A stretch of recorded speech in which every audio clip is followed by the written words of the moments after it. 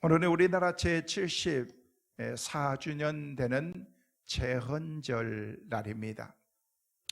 하나님께서 우리나라를 세워주시고 또 나라를 위해서 여러 가지 법과 질서를 지키면서 우리가 지켜야 될 그런 헌법을 우리 가운데 주시는 축복된 날이기도 합니다. 사실 우리는 조선왕조 1392년 7월 17일에 우리나라가 세워졌지만 실제로 나라의 헌법을 그걸 만들어서 시행한 것은 엄밀하게 따지면 1948년 7월 17일 날 우리나라 헌법을 만들어서 우리나라 헌법 제1조 1항에는 그렇게 기록을 해 놓았습니다. 우리나라 대한민국은 민주공화국이다. 법을 만들고 하나님께서 우리 가운데 지켜야 될 그런 그 법을 나라의 법으로 헌법으로 주어서 그것을 준수하면서 지키게 만들었던 것입니다. 나라에는 국법이 있습니다. 그 법에 따라서 우리나라가 세워졌고 그 법에 의해서 하나님께서 주신 그런 하나님의 나라를 우리가 세워나가게 된 것입니다. 나라에는 큰 법이 있고 또 작은 공동체 안에 나름대로 어떤 규율과 법이 있습니다. 교회 안에도 법이 있습니다.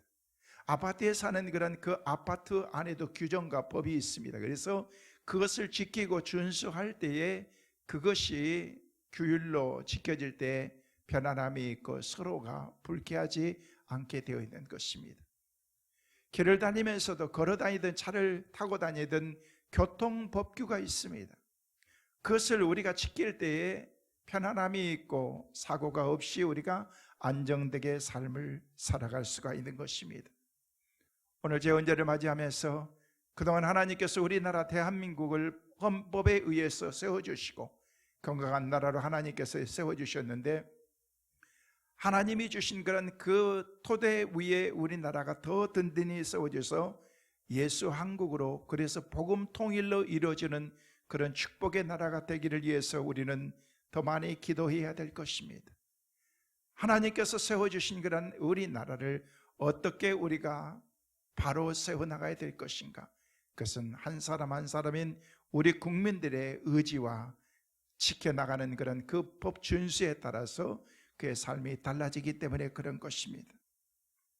어제 금요일에도 말씀을 드렸습니다만 얼마 전 일본의 전 아베 총리가 유세 도중에 총에 맞아서 세상을 떠났습니다. 피살되었습니다. 개인적으로는 참 안타까운 그런 일이라고 생각이 되어집니다. 참 모든 사람들이 안타까워하지만은요, 일본의 최장기적으로 그렇게 집권을 했던 그런 사람이 바로 아베 총리였습니다. 우리가 일본에 대해서 조금 알아야 됩니다. 일본은요, 엄밀하게 따지면은요, 전범 국가인 것입니다. 수많은 그런 전쟁을 일삼으면서 지금까지 우리에게 침략하고 주위의 많은 사람들에게 침략을 가하고 그렇게 해서 세워진 나라라고 그렇게 봐도 과언이 아닐 것입니다. 우리 역사만 봐도 그렇습니다. 우리 대한민국은 짧은 그런 역사 가운데서 신라시대부터 시작해서 일본이 신라시대에 우리나라를 20번이나 침략을 했습니다. 고려시대에는요 515번이나 우리나라를 침략하고 그리고 압박하고 많은 그런 전쟁을 일으켰습니다. 조선시대에는 178번이나 우리나라를 침략했습니다.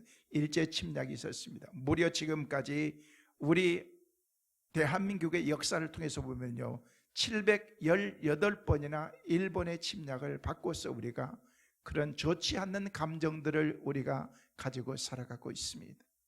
우리는 단 한 번도 그들을 침략한 적도 없었고 침략할 만한 그런 능력도 힘도 없었습니다. 그러나 이제 경제가 발전하면서 세계와 겨루어 나가면서 대등한 그런 관계 가운데 있을 때에 얼마나 우리를 전 세계적으로 많은 나라들이 시기 질투가 많이 있겠습니까? 야, 잘 된다, 잘 되는 그런 대한민국이 있기 때문에 좋다라는 그런 생각을 가져야 되지만은 때로는 그렇지 못하다는 것입니다. 여러분, 그래서 일본인들 가운데는요 수없이 많이 침략하고 우리 가운데 침입을 해왔던 그런 것들을 양심적인 그런 사람들은 그런 상황들을 반성하고 우리가 사과해야 된다라고 주장하는 사람들이 많이 있는가 하면 그것은 우리가 잘못한 것이 아니다, 우리의 잘못이 아니다, 우리는 잘못이 없다라고 그렇게 주장하는 그런 많은 사람들도 있다는 것입니다. 그 사람들 가운데 대표적인 사람이 바로 직전에 총리였던 그런 아베 총리였던 것입니다. 일본인 가운데서도 많은 사람들이 우리가 이것은 잘못이다. 그래서 아베 총리는요, 총리가 되면서부터 두 번에 걸쳐서 총리가 되면서 계속해서 그가 하려고 했던 것이 뭐냐면요, 헌법을 바꾸는 것이었습니다. 헌법은 내 마음대로 바꾸는 것이 몇 사람에 의해서 바뀌는 거 아닙니다. 이것은 나라의 법인 것입니다. 그래서 국민들이 이것을 찬성해야 바꿀 수가 있는데 몇 번에 걸쳐서 그것을 개헌하려고 했지만은요, 개헌되지가 않았습니다. 그 개헌하려고 했던 그런 그 내용이 뭐냐면요, 일본이 나라가 지금은 자의대로 세워져 있는 그런 나라입니다. 스스로 나라를 이렇게 보호하면서 우리나라를 지키겠다고 하는 그런 자의대로 되어 있지, 거기는요 군대로 되어 있는 것이 아니라는 것입니다. 자의라는 것은요, 그들이 계속해서 예세에 침략을 하면서 핵폭탄이 떨어지면서 히로시마에 핵폭탄이 떨어지면서 천황이 모든 사람들 앞에 항복을 하면서 이제는 더 이상 우리 일본은 전쟁하지 않는 나라다라고 법으로 규정해 놓은 것이 그들에게 있습니다. 근데 이것을 시간이 지나면서 이것을 바꿔야 된다는 것입니다. 우리도 나라에서 전쟁을 싸워야 되고 우리도 핵무기를 가지고 있기 때문에 얼마든지 우리는 힘이 있기 때문에 싸울 수 있다라는 그런 그 생각을 가지면서 그것을 바꾸려고 했던 그런 그 장본이 바로 아베였다는 것입니다. 여러분, 일본이 전쟁을 하면은요, 누구와 전쟁을 하겠어요? 가까운 우리 한국 아니면 중국? 여러분, 중국과 싸운다고 할지라도 그 중간에 있는 것은 우리 한국인 것입니다. 그러면은 이런 상황 가운데 있을 때 앞으로 닥칠 위험이라든지, 그리고 그것을 떠나서 자기들이 헌법으로 만들었던 개헌했던 그런 그 법이 있는데도 그것을 무시하려고 하면서 그것을 다시 재집권을 하면서 이번에 아마도 그가 암살되지 않았다면요, 다시 집권하게 되고 그때는 분명히 개헌을 하게 했을 것입니다. 여러분, 생각해 보십시오. 할 게 없어서 해병대 장교 출신이었던 그런 40대가 젊은 그 사람이 자기 목숨을 내놓고 한 나라의 전직 지도자였던 그 사람을 암살할 수 있겠느냐는 거예요. 무슨 사이비 종교를 찬양했고 편지를 썼고 영상을 보냈고 자기 어머니가 거기에 막 많은 그런 헌금을 했고 헌금할 만한 그런 능력도 있는 집안도 아니에요. 그런 것으로 인해서 어떤 사이비 종교라는 그런 것으로 이렇게 끌고 가고 있지만 그 깊은 내막에 있는 것들을 알아야 된다는 것이, 실질적으로 1995년에 무라야마라고 하는 그런 그 총리는요, 이 아베가 총리 되기 전에 이 사람이 나와서 그동안에 우리나라는 전범국가였다, 잘못한 것이 수없이 많다, 특별히 한국에 잘못한 것이 많다라고 그렇게 하면서 일본의 식민지 지배와 침략으로 많은 것과 특별히 많은 사람들에게 고통을 줬던 것들을 우리는 뉘우치고 그들에게 보상을 해야 된다라고 그렇게 얘기하면서 많은 그런 국회의원들 앞에서 무릎을 꿇고 사죄했습니다. 그리고 무엇이 됐든 어떤 대가라고 할지라도 우리는 그 대가를 지불하겠다라고 그렇게 했던 것이 기시다, 여러분, 총리에 이렇게 기시다가 그 가운데 무라야마 총리였다는 것입니다. 그런데 그것을 새로운 정권이 바뀌면서 아베라고 하는 그런 총리가 완전히 그것을 뒤집었습니다. 무라야마 다마를 엎어버리고 자기는 그것을 계승하지 않겠다라고 그렇게 외치면서 어떤 의미로 가장 우리 한일과의 관계를 껄끄럽게 만들고 우리를 불편스럽게 만들었던 사람이 바로 아베 총리였던 것입니다. 우리는 그 실체를 알아야 되는 것입니다. 그래서 그 사람이 잘 죽었다, 저는 그것을 얘기하려고 그러는 것이 아니라는 거예요. 그걸 다시 개헌하겠다라고 얘기했고 그것을 준비하는 그런 과정 가운데서 그것을 반대하는 일본의 수많은 사람들이 우리나라는 전쟁 국가를 만들어서는 안 된다. 왜? 과거에 그 피나는 그런 그 쓰라린 과거를 가지고 있었기 때문에 그 흔적들이 지금도 남아있는 그런 그 후손들을 통해서 나타나는 것들을 보면서 우리나라는 그런 나라가 되어서는 안 된다, 법으로 묶어놨다는 것입니다. 그것을 바꾸려고 한다는 것입니다. 그러면서 이번 그 일들이 벌어졌습니다. 그런데 지난 12일 화요일 날 국민일보 제1천면에 기시다라고 하는 그런 현직의 총리가 했던 그 말이 아베의 뜻을 잇겠다는 것이에요. 그 뜻이 뭐냐? 전쟁 가능한 나라로 우리는 만들겠다는 것입니다. 무슨 사이비 종교의 어떤 그런 한 사람에 의해서 총리가 피살되고 그게 문제가 아니라는 것입니다. 그러면서 이것은 사이비, 어떤 문제가 있을 때마다 우리는 계속해서 사이비 집단, 종교 집단 끌고 갈 수 있는 게 제일 그거이기 때문에 네로 황제부터 시작해가지고 다 그리스도인들이 했다. 코로나도 한국교회 교인들이 했다라고 그렇게 정부에서 싸잡아서 그렇게 얘기했잖아요. 아베도 준 것이 뭐 통일교회를 찬양했던 그런, 여러분 편지 한 장 보내고 영상 하나 더 보냈던 그런 것들 때문에 사람 죽이고 그러면요, 세상에 살 사람이 누가 있겠습니까? 정치하는 사람들이 얼마나 이곳에서 가서 정교회 가서 저 정교회 가서도 인사하고 나를 도와달라고 하는 그런 것들이 얼마나 많습니까? 하나의 핑계를 대지만 이거는 가지고 있는 보이지 않는 그런 팩트의 한 부분이라는 것입니다. 우리가 실체를 알아야 된다는 것입니다. 그렇게 전쟁하는 나라를 만들기를 국민들은 원하지 않고 반대하는 사람들이 많다는, 그래도 그들은 그렇게 이끌어 가겠다라고 그렇게 얘기하는, 그걸 숨기기 위해서 사이비 종교 집단으로 끌고 가고 있는 것입니다. 제가 이런 설교를 하면은요, 이건 매우 위험한 설교라고 저도 알고 있습니다. 그러나 우리는 알 것은 알아야 된다는 거예요. 세계의 모든 상황들이 어떻게 돌아가고 있고, 우리가 지금 74년이나 되는 그런 그 짧은 그런 개헌에서 헌법을 만들고 우리가 준행하면서 우리가 살아가고 있는 그런 상황 가운데서 우리가 지켜야 될 법이 뭐고 하나님이 내게 주신 그런 그 법과 질서가 무엇인가를 우리는 알아야 된다는 것입니다. 여러분, 개인이 지켜야 될 그런 가정의 법이 있습니다. 우리 교회 안에도 질서 법이 있습니다. 나라에는 헌법이 있습니다. 하나님의 믿음의 사람들에게, 하나님의 자녀들이 지켜야 될 그런 그 법이 있다는 것입니다. 그 법을 지킬 때 하나님께서 하나님의 자녀들에게 주신 그런 하나님의 놀라운 특권과 은혜가 그 가운데 주어지기 때문에 그렇습니다. 오늘 말씀은 요한복음 3번째 강의하는 그런 말씀입니다. 오늘 말씀의 제목은 하나님의 자녀의 특권이라는 것입니다. 특권이라고 하는 것은 특별한 사람들에게 권위를 부여해 주신 그런 하나님의 축복을 얘기하고 있는 것입니다. 그 법은요, 하나님께서 주신 그런 그 법을 따라서 지킬 때에 하나님의 사람들에게 주어진 특권이라, 그냥 모든 사람들에게 특권이라는 게 주어지지 않습니다. 모든 사람들에게 복이 되지는 않습니다.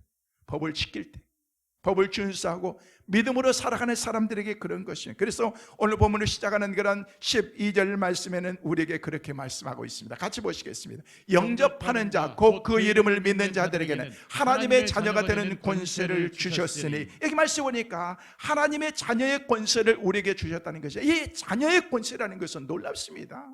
자녀의 권세는요, 부모가 가지고 있는 모든 그 파워와 능력을 자녀들도 동일하게 주어지기 때문에 그런 것입니다. 여러분, 자녀가 되면은요, 부모가 가지고 있는 모든 것을 다 누릴 수가 있는 것입니다. 이건 내 겁니다. 내 겁니다. 지 아버지가 돈 벌어가지고 기업을 이루고 큰 일들을 이렇게 이뤘는데 지가 한 게 뭐가 있어요? 뒤에서 돈 쓰는 일밖에 더 했어요. 근데 그게 다 자기 거예요. 왜? 자녀이기 때문에, 후사이기 때문에. 하나님께서 우리가 하나님의 자녀라고 그렇게 얘기하면서 모든 권세와 특권과 하나님의 축복을 우리 가운데 주셨다는 것이죠. 어떻게? 하나님을 영접하는 자, 곧 그 이름을 믿는 자들, 믿는 하나님의 자녀들에게, 뒤에 말씀에 나오겠습니다.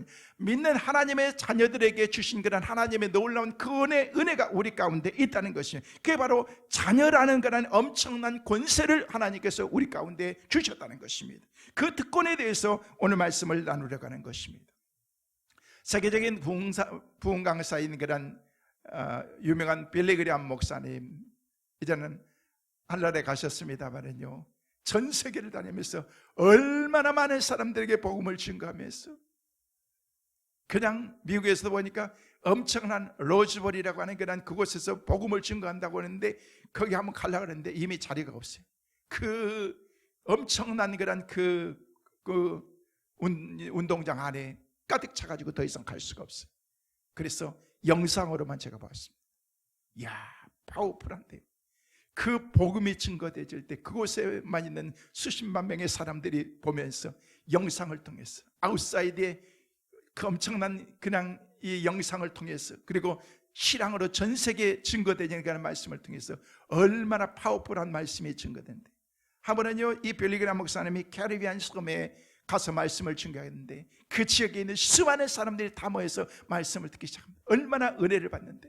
그런데 그 가운데에서 캐리비안 섬에서 가장 유력 인사였고 제일 잘 사는 그런 74세 된 그런 75세 된 그런 할아버지가 그에게 찾아와서 내가 당신을 한번 대접하고 싶다고 근사한 식사를 준비하고서 모든 만찬을 준비하고 난 다음에 빌리갈 목사님을 이렇게 섬기면서 이렇게 여러 가지 얘기를 하는데 뭔가 이 사람이 얘기를 할 것 같으면서도 안 하고 이만큼 얘기를 꺼냈다가 또 안 하고 그러더라는 것입니다. 목사님 그걸 보면서 당신이 하고 싶은 얘기가 뭡니까? 라고 그렇게 물었습니다. 그때 이분은 이렇게 얘기를 합니다. 저는 지금 75세가 되기까지 평생 돈을 벌어서 캐리비안 섬에서 지금 제가 제일 큰 부자로 저는 살아가고 있습니다. 멋진 요트도 가지고 있습니다. 그래서 언제든지 바다 위를 달릴 수가 있습니다. 자가용 비행기도 있어서 그 어디든 편안하게 날아갈 수가 있습니다. 자가용 헬리콥터가 있어서 어디든 쉽게 다닐 수가 있지만 도대체 저는 행복하고 만족하지가 않습니다. 라고 그렇게 얘기한 거예요. 그러면서 내 마음이 늘 근심과 염려와 불안이 있습니다. 마음의 고통도 찾아옵니다. 이 세상에서 돈이 행복을 줄 줄 알고 저는 평생 동안 그 돈을 모으기 위해서 지금까지 달려왔는데 정작 내가 원하는 것보다 더 많은 것을 누리면서 나는 살아가고 있지만 내 삶은 만족하지 않습니다. 라고 그렇게 말하더라는 것입니다. 내가 다음날 복음을 전하고 어느 곳을 지나가는데 어느 늙으신 한 어른이 밀짚 모자를 쓰고 다니면서 사람들에게 복음을 증거하기 시작해요. 예수 믿으세요. 복음 증거하면서 예수 믿고 구원받고 우리는 하나님의 나라에 가야 됩니다 하면서 막 전도하는.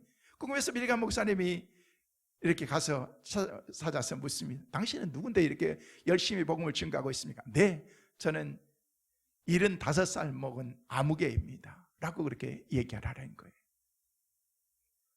당신이 이런 환경과 상황 가운데서 어떻게 그렇게 복음을 증거하고, 나는 예수 믿고 난 다음에 복음을 증거하는 것이 내 삶에 이렇게 행복하고 예수를 내 입술로 증거한다는 그 자체가 내 삶 가운데는 행복입니다. 나는 가진 것은 없습니다. 내 주머니에 단돈 20불밖에 없지만은요 20불밖에 없는 것은 내 삶인데 너무너무 행복하고 나에겐 소망이 있고 매일매일의 삶이 행복이고 기쁨입니다. 아니 이분이 고백하는 그런 그 얘기를 들으면서 빌리그레암 목사님이 자서전에서 그렇게 얘기합니다. 내가 충격을 받았다. 어떻게 이렇게 다를 수가 있냐. 똑같이 75살 된 어제의 캐리비안 섬에서 제일 부자와 어떤 의미에서 제일 가난한 사람이 똑같이 인생을 살아가는데 그들의 삶은 이렇게 하늘과 땅 차이고 천국과 지옥일 수 있을까라고 그렇게 생각한다는 것입니다. 이건 뭔가 이게 우리의 삶의 행복이라는 것은 내가 가지고 있는 그런 그 환경과 상황을 통해서 내게 오는 것이 아니라는 것입니다. 내게 주어지는 그런 환경 가운데에서 그 의미를 찾고 내가 정말 하나님의 자녀가 되면서 그 자녀가 되는 동시에 내게 주어진 그런 하나님의 구원의 가치를 아는 순간 그 가운데서 누리는 그런 하나님의 은혜와 축복이 있다는 것을 우리에게 보여주고 있는 것입니다. 사람들에게 영원한 행복을 주는 것은 없어질 환경이 아니라 바로 하나님이라는 것을 그가 알게 된 것입니다. 하나님께서 이 영원한 행복을 주시기 위해서 그의 아들 예수 그리스도를 이 땅에 보내주셨다는 것입니다. 그래서 오늘 요한복음 1장 14절 부분적인 말씀 가운데 보면 뭐라고 말씀하고 있어요? 같이 보실까요? 말씀이 육신이 되어 우리 가운데 거하셨다. 말씀이 육신이 되어 우리 가운데 거하셨다. 말씀이 육신이 있다는 뭐예요? 예수 그리스도를 얘기하고 있습니다. 말씀을 드렸던 것처럼 요한복음 1장 1절 말씀에 태초에 말씀이 계시니라.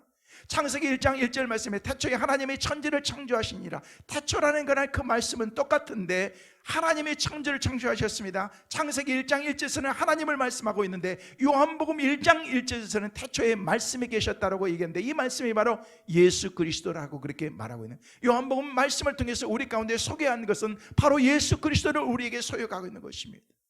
그 예수 그리스도가 진리이신 예수 그리스도가 말씀이신 그분이 태초부터 계셨다라고 그렇게 말씀하고 있다는 것입니다.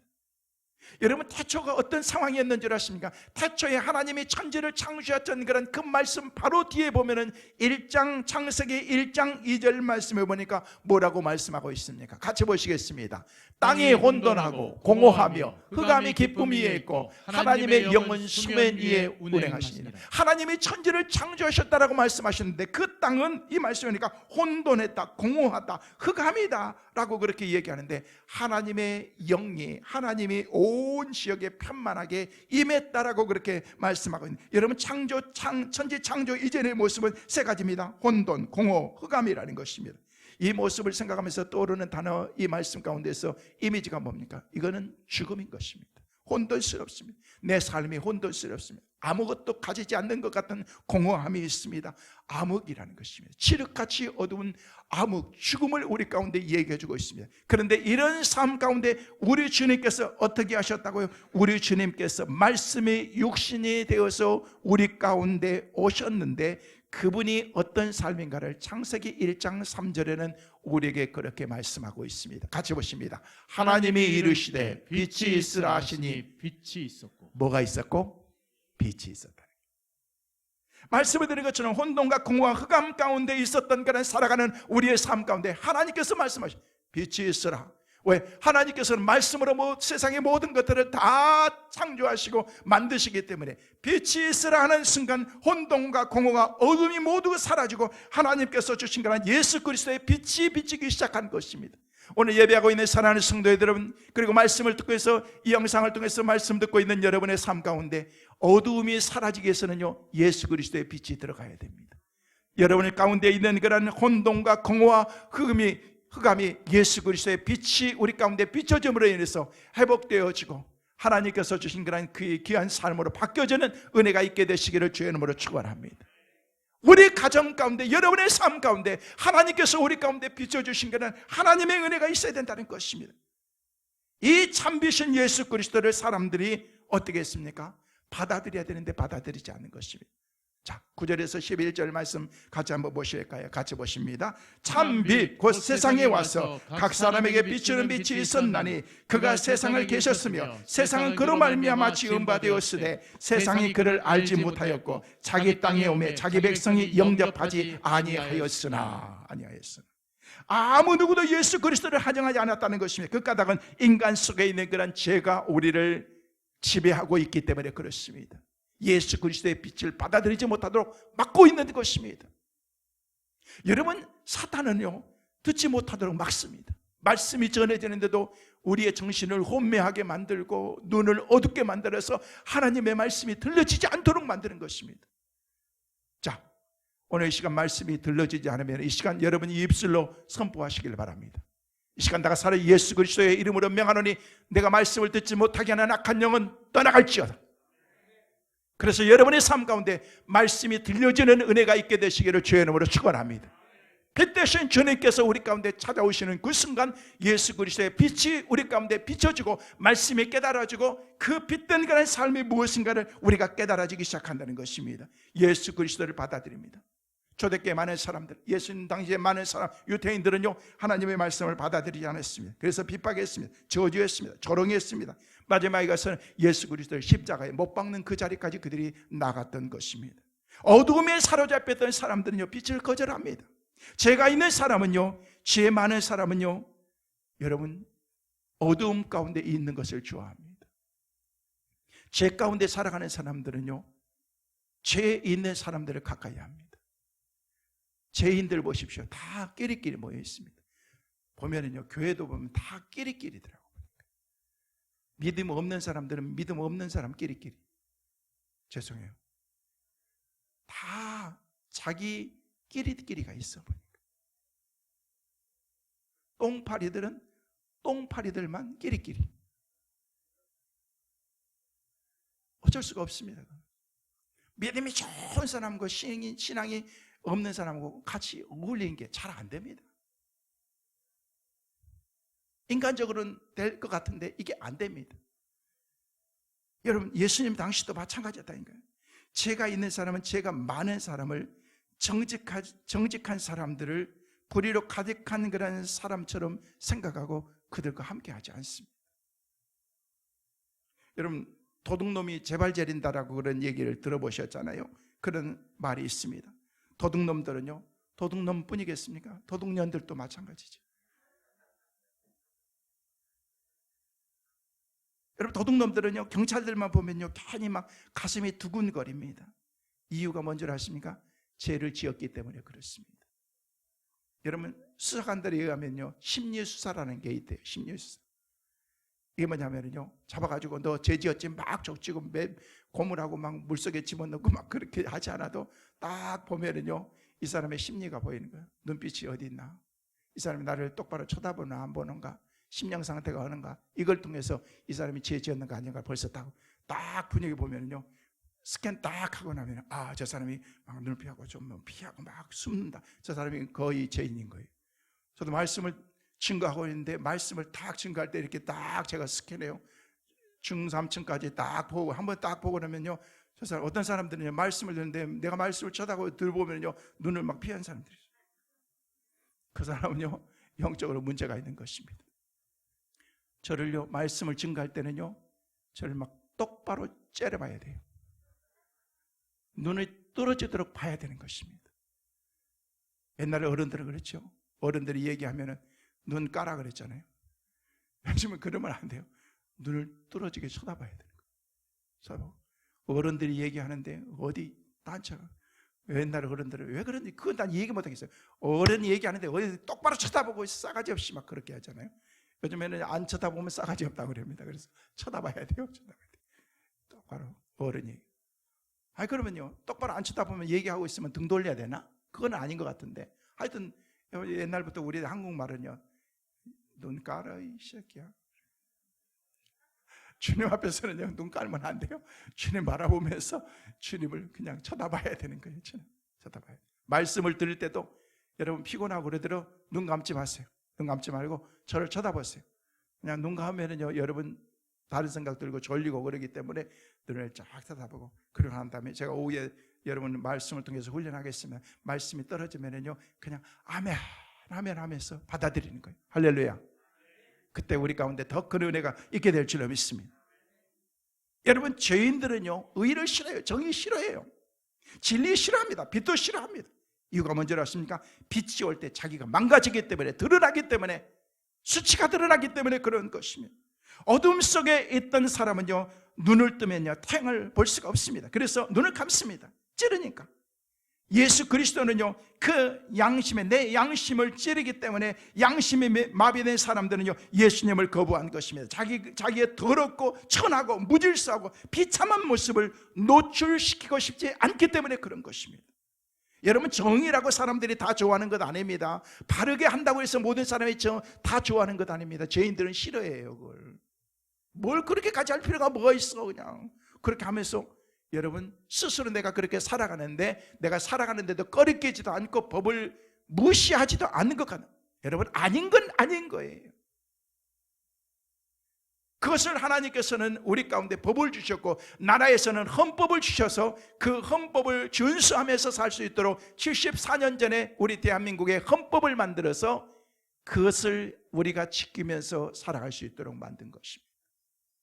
그것을 지킬 때 안정이 있고 평화가 있고 우리의 마음에 평안이 그 가운데 있게 됩니다. 하나님의 법도 마찬가지인 것입니다.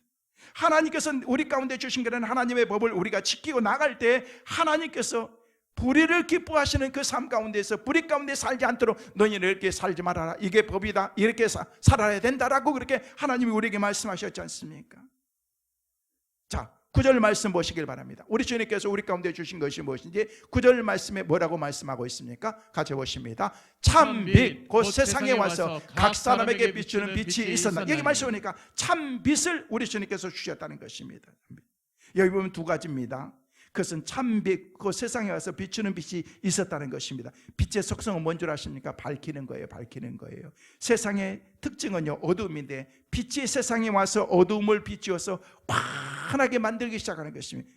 여기서 빛은 바로 예수 그리스도를 말씀하고 있는 것입니다. 그러면 오늘 본 말씀 가운데 나타나는 거란 예수님은 어떤 분이신가? 첫째로 예수님은 세상에 오신 참빛이다라고 그렇게 말씀하고 있다는 것입니다. 방금 봤던 그런 구절 말씀에 참빛 곧 세상에 와서 각 사람에게 비치는 빛이 있었나니, 여기서 보세요. 참빛은요 어두움을 밝히는 빛인 것입니다. 그런데 참빛이란 말은 빛이 있는데 참빛이 아닌 가짜 빛도 있다는 것을 우리에게 간접적으로 얘기해주고 시사해주고 있습니다. 여러분, 세상에 가짜 빛이 얼마나 많습니까? 여러분, 참과 거짓은 무엇인 줄 아십니까? 그것이 영원하냐 일시적인가 열매를 보면 그것을 알 수가 있는 것입니다. 예수 그리스도는 내가 참빛으로 이 땅에 오셨다, 어두움 가운데 혼돈 가운데 공허 가운데 살아가는 그런 우리의 삶을 밝혀주기 위해서 우리 주님께서 이 땅에 오셨다는 것입니다. 그래서 예수 그리스도가 태어나면서부터 빛으로 오셨습니다. 예수 그리스도의 빛이 들어가는 순간 모든 어둠이 물러가기 시작했던 것입니다. 우리의 가정 가운데 주님이 오셔야 됩니다. 우리 나라의 가운데, 우리 교회들 가운데, 저와 여러분의 심령 가운데도 예수 그리스도의 빛이 들어오는 순간 우리 가운데 어둠은 물러가게 될 줄로 믿습니다. 이 어둠이 물러가야 우리가 그때부터 하나님의 사람으로부터 우리가 거기서 우리가 바로 살아갈 수가 있기 때문에 그렇습니다. 사랑하는 성도 여러분, 그 참빛인 예수님이 이 세상에 오신 것, 이것이 바로 복음인 것입니다. 이 참빛 되신 그 주님으로 날마다 충만하게 살아가는 우리 모든 성도들 되시기를 주의 이름으로 축원합니다. 두 번째로, 그 빛이 각 사람에게 비춰진 것입니다. 저와 여러분의 삶 가운데.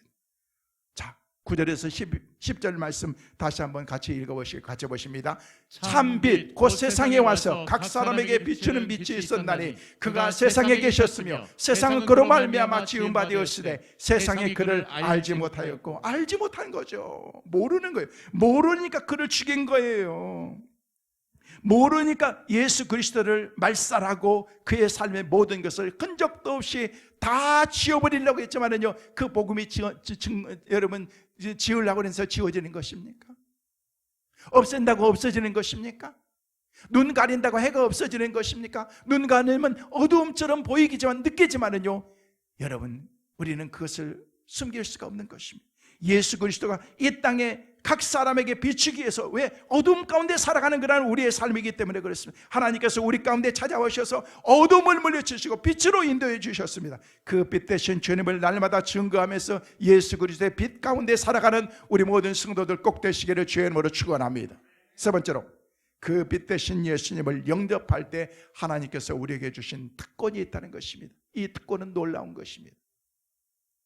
여러분, 군대 가면은요, 군대는 다 계급이 있습니다. 2등병, 1등병, 상등병, 병장, 하사, 중사, 상사, 소위, 중위, 대위, 소령, 중령, 대령, 그리고 그 다음부터는 원스타가 됩니다. 여러분, 대령까지 되려면요, 평생 동안, 소위부터 시작해서 대령까지 가려면요, 평생 동안 그가 군에 몸담아야 되는 거예요. 그래도 대령 다 못합니다. 다가 뭐예요? 특별한 사람. 그 가운데에서 원스타가 별이 되면은요, 그때부터는요 정말 모든 것이, 작게는요 한 40여 가지가 동시에 바뀌고, 자, 크게는요 200가지가 스타가 되면 바뀌어진대요. 계급부터 시작해서 거리 내리는 그런 부사관, 그리고 그 다음에 비서들, 차량들 할 것 없이 헬기까지 다 지원이 되면서, 그리고 죽고 난 다음에는요 국립묘지를 직행하면서 죽은 후에도 그 자손들까지도 막 책임져 줍니다. 이런 특권이 그들에게 주어집니다. 군대에서 계급만 바뀌어도 하나님께서 이런 특권을 주시는데, 하나님께서 하나님의 자녀들에게 준 놀라운 하나님의 특권을 주신다라고 말씀하셨는데, 이것은 비교할 수 없는 그런 하나님의 은혜라는 것입니다. 그 은혜와 가치를 너무 소홀하게 여긴다는 것입니다. 하나님의 자녀, 영접하는 자, 곧 그 이름을 믿는 자들에게는 하나님의 자녀가 되는 권세를 주셨다라고 그렇게 말씀했는데도, 우리는 영접하고 그 이름을 믿고 하나님의 자녀가 되었음에서도 우리는 그 가치의 소중함을 알지 못하면서 우리가 살아가는 것입니다. 사실인지 아닌지는 저는 모르겠어요. 옛날에 들었던 얘기인데, 어느 백화점에서 밍크 코트를 너무 예쁘게 만들어가지고, 밍크 코트를 만들어가지고 쫙 걸어놔서 300만 원이라고 걸어놨대요. 근데 사람들이 와가지고 너무 좋다라고 그렇게 보면서 다 보고 난 다음에 가격표를 딱 보고 난 다음에는요, 그러한 다음에 그냥 쓱 다들 그냥 지나가. 아니, 다 좋다고 그러는데 왜 사람들이 그냥 이렇게 지나갈 거, 한 사람도 안 사더라는 거예요. 이상하다 생각하다가 이 사람이 그냥 그렇게 한 거예요. 어차피 공은 있으나 마나 하니까 그 300만 원짜리 제일 뒤에다가 공을 하나 더 쳐놓은 거예요. 300만 원짜리가 얼마짜리 된 거예요? 3천만 원. 갑자기 어제까지만 해도 300만 원짜리가 오늘 그냥 둔갑을 한 거예요. 3천만 원이죠. 사람들이 보면서 와 너무 좋다 그러면서 다 가져가더래요. 혹시 여러분 가운데도 사신 분이 있는지 몰라요. 그 300만 원짜리였어요 사실.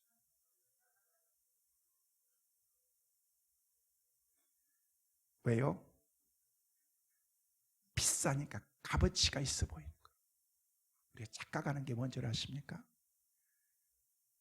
저는 말씀을 준비하면서 그랬어요. 우리가 구원 얻는 거를 값으로 좀 받았어야 되는 거예요. 주님이 좀 아파트 한 채씩을 받는다든지 아니면 전세금이라도 받는다든지, 그게 안 되면은 채하 1,000만 원씩이라도 받아야지. 그렇게 쓰면요, 그걸 샀으면은요 애지중지 막 이렇게 안고 다닐 거예요. 소중하게, 너무 소중해가지고. 근데 하나님께서 공짜야.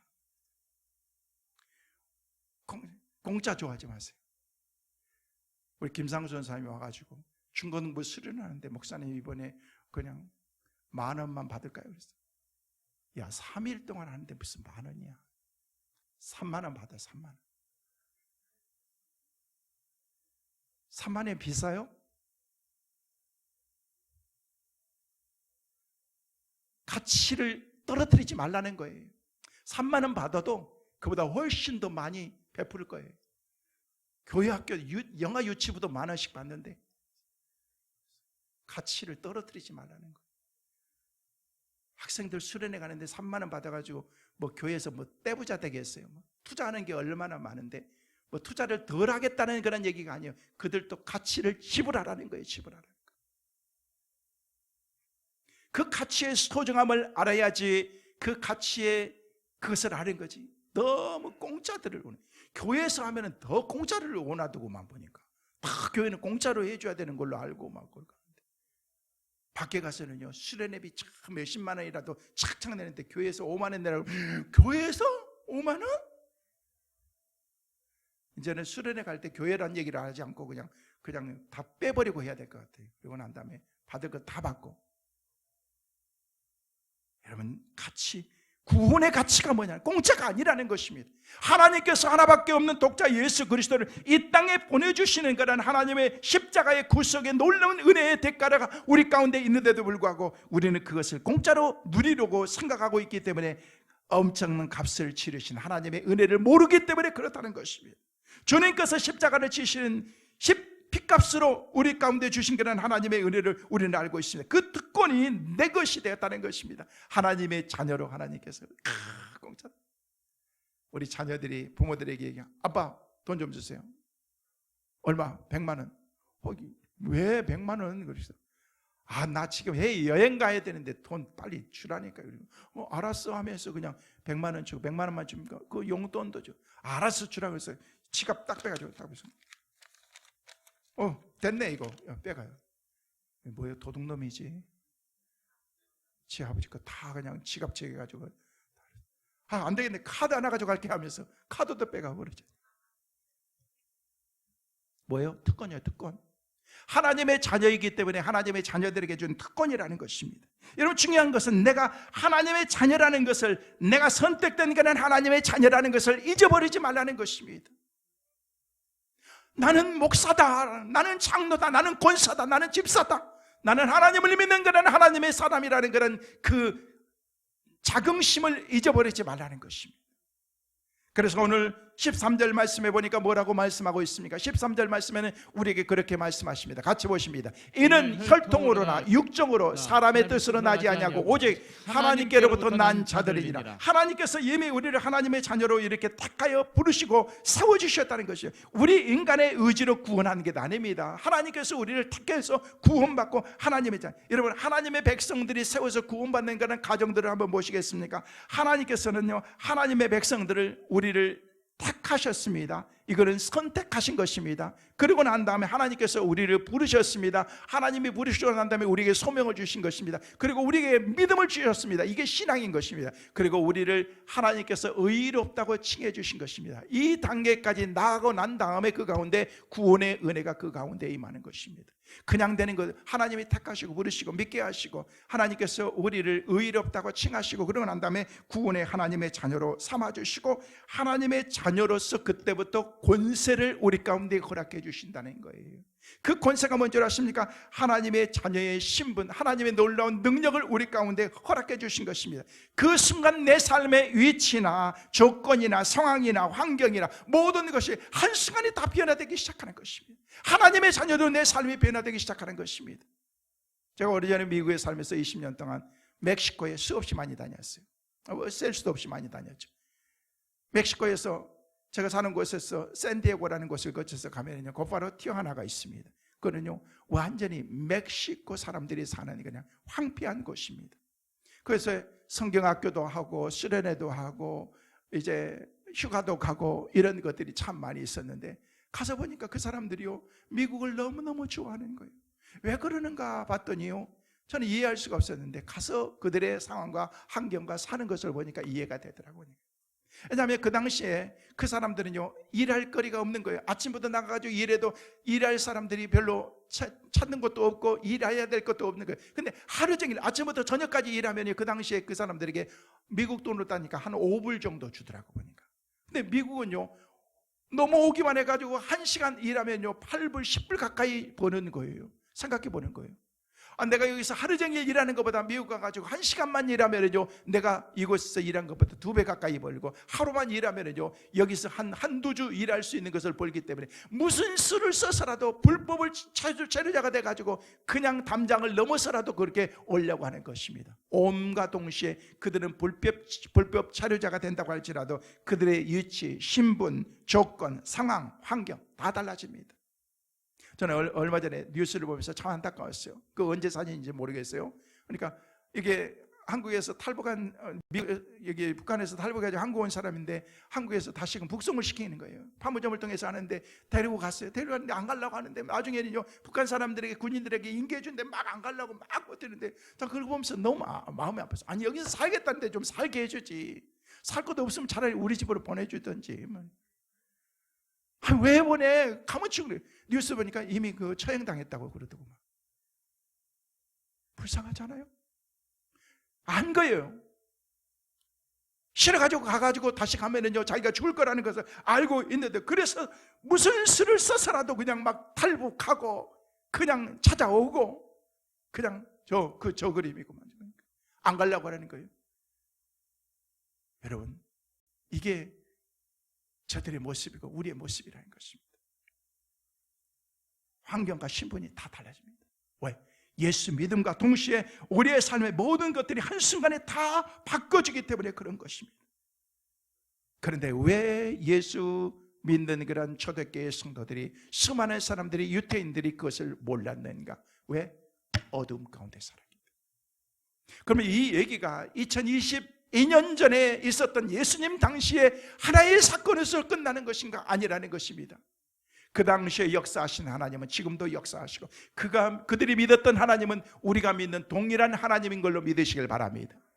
그래서 우리가 그 하나님을 믿으면서 하나님 앞에서 믿음으로 살아가는데, 그들은 왜 배신했느냐는 거예요. 어둠 가운데 살아가기 때문에, 빛을 싫어했기 때문에 그렇다는 것입니다. 우리는 그렇지는 않는가? 우리는 비추어서 생각해 봐요.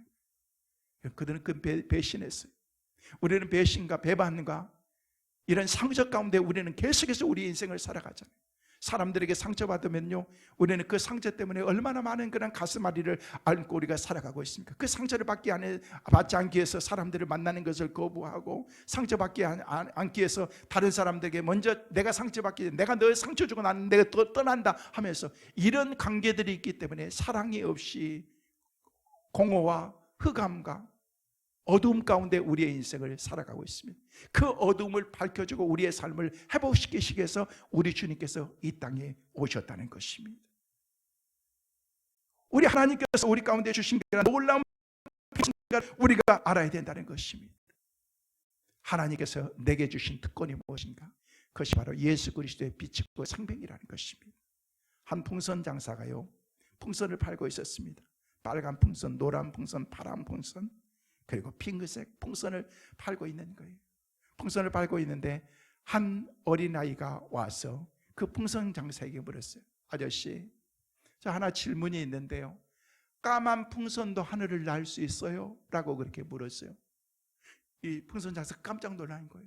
왜냐하면 그는 얼굴이 시커먼 흑인 어린아이였기 때문에 그렇습니다. 그 어린아이가 질문하는 그 질문의 내용을 이 풍선 장사는 알았던 거예요.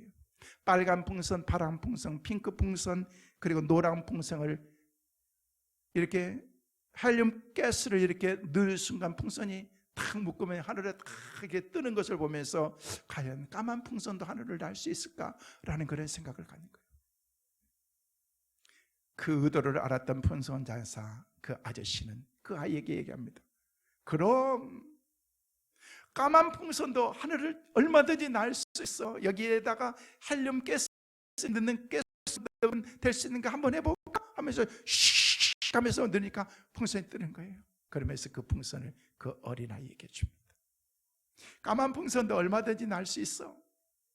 만약에 그 어린아이를 보면서 그 어린아이가 묻는 그런 질문의 의도를 알았던 이 풍선 장사가, 그렇지, 흑인들은 얼마나 소외당하고 무시당하고 너희들은 힘을 길러야 돼, 백인들을 대항해서 싸울 수 있을 만한 그런 힘이 있어야지 라고 그렇게 얘기했다면요, 그 마음속에 가지고 있었던 생각으로 그 어린아이는 바로 성장하지 못했을 것입니다. 그럼 날 수 있지, 까만 풍선도 얼마든지 날 수 있어, 괜찮아 하면서 풍선 하나 줬던 그런 그 풍선을 받았던 그 어린아이가 나중에는 성장해서 흑인 인권 운동가로 널리 알려졌던 제시 잭슨 목사가 된 것입니다. 그는 고백합니다. 어렸을 때 풍선 장사 그 사람 한마디의 그 말, 그 작은 것이 나로 하여금 큰 뜻을 갖고 품고 살아갈 수 있도록 만들었다. 어떤 풍선이라고 할지라도 그곳에 헬륨 가스만 넣으면요, 그것이 하늘로 날 수 있다는 것입니다. 어떤 사람이라고 할지라도, 누구라고 할지라도, 흑인, 백인, 그 사람이 항인종이라고 할지라도, 그 사람이 배운 사람, 못 배운 사람이라고 할지라도, 그 사람이 잘난 사람, 못난 사람이라고 할지라도, 누구든지 예수 그리스도의 빛이 들어가는 순간 그 삶 가운데 하나님의 놀라운 주님의 역사가 일어나기 시작한다는 것입니다. 오늘 예배하고 있는 사랑하는 성도 여러분, 여러분의 삶 가운데 이 예수 그리스도의 빛이 충만할 수 있기를 주의 이름으로 축원합니다. 하늘을 날 수가 있는 것입니다. 하나님께서 주신 그런 하나님의 놀라운 은혜 가운데서 회복된 그런 삶을 우리가 살아갈 수가 있다는 것입니다. 말씀 뵙습니다. 우리는 하나님의 자녀라는 특권을 갖게 되었습니다. 쉽게 생각하나 값없이 싸구려처럼 생각하지 마십시오. 하나님이 우리에게 오셨습니다. 어떻게 오셨습니까? 은혜와 진리가 충만한 분으로 우리 가운데 오셨습니다. 은혜와 진리로 우리를 직접 찾아오신 분이 바로 예수 그리스도이십니다. 그 은혜가 충만하신, 진리가 충만하신 그리스도를 여러분 마음속에 모셔드리길 바랍니다. 그때 여러분의 삶은 하늘을 향해서 뜨기 시작할 것입니다. 하나님의 자녀로서의 특권을 누리면서 우리가 살게 될 줄로 믿습니다. 그 주님과 더불어서 영원한 삶이 우리 가운데 연결되어지는 축복의 은혜가 우리 모두 가운데 있게 되시기를 주의 이름으로 축원합니다.